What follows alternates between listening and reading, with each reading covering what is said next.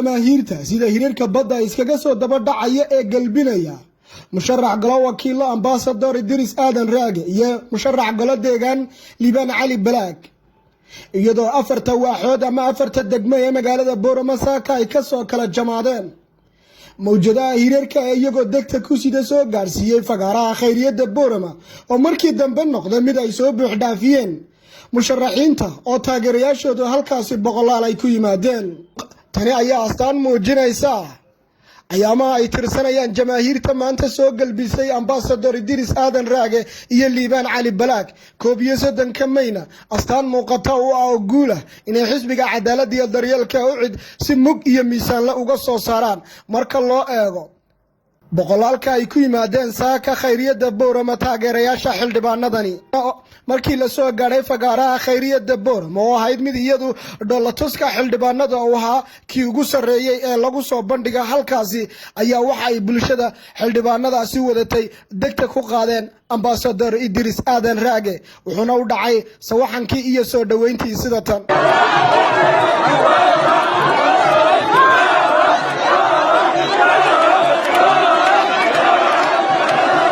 inta ka dambeeyayna waxa bulshada fagaaraha khayriyada Boorama kala hadlay xildhibaan musharax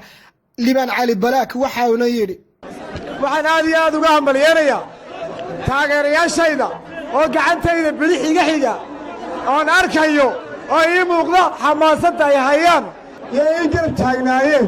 marka aan xamigeygii iyo dabacayga siyaasadeed aan u soo bandhigay aan ku yiri maanta waxaan doonayaa inaan degmada Boorama aan ka qayb qaato sida ay horumarkeeda iyo nolosheeda ummadda sida ay u bedelayno waxaan u sharaxanahay shacab weynaha Jamhuuriyadda gobolka Awdal waliba degmada Boorama nin la yareysan karana ma yihiin waxaan ahay Liban Cali Balaag waxaan aad iyo aad ugu faraxsanahay dhalinyarta degmada ku nool inay fartooda igu helin doonaan sidaas oo kale musharax galo wakiilo ambassador Idris Aadan Raage ayaa bulshada taageerada mugga iyo miisaan kala u muujisay marka hore u mahad celiyay mar labaadkana calaamada iyo maalinta 31 May kula dardaarmay walaalayaal aad iyo aad baad u mahadsantihiin dadaalka dheereed ku jirtiin cadeeda kululeed u soo adkaysateen aad iyo aad baad ugu mahadsantihiin taageerada mar walba aad nala garab joogtaan walaalayaal anigu waxaan u sharaxanahay golaha wakiilada ee gobolka Awdal Xisbiga Ucid calaamadayduna waxa weeye halgari waa garanaysiin walaalkay Liban Cali Balaag oo ila sharaxan oo isna xisbiga ka sharaxan degmada oo calaamadiisu tahay 102 isna waa halkan waa ka ag taagan ambassadorka oo bayaaminaya sababaha ku keenay inuu isku sharaxo xilka golaha wakiilada iyo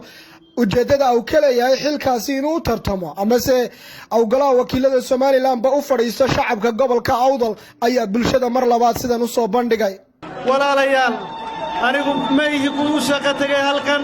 ku shaqo u yimiday Sameyey shaqo ka fiican baan ka yimiday shaqo ka lacag badan baan ka yimiday shaqo ka lacag badan baan ka yimiday waxaan doonayaa dadkan iyo dalkan inaan dhiso shuruucda dalka inaan wax ka qabanno inaan la xisaabtano hadba dawladda joogta oo wax ka qabanno inaan dadka iyaga dhisnaayaan u nimidnay meesha kama shaqaysanayno dadkaanu u shaqaynaynaa waxaanu idiga codsanaynaa dhammaantiin inaad 31 bisha codka ku hubsataan calaamadahan idiin sheegnay santiin maalinta 31 ha moogaanin ee la eegta calaamadaha iyaga isku soo wada duub oo taageerayaasha saaka xildhibaanadaasi soo galbiyay ayaa wacdara ka dhigay khayriyada Boorama taasoo inta badan bulshadii ay timiday indhaha si weyn ay ugu hayeen mawjadaha sida hirarka iskaga soo daba dhacaya ee fagaaraha xisbiga cadaaladda iyo daryeelka Ucid ambassador Idris Aadan Raage oo ku soo bandhigay oo Hori Axmed Hori TV-ga caalamiga Hon Cable TV magaalada Boorama ee xarunta gobolka Awdal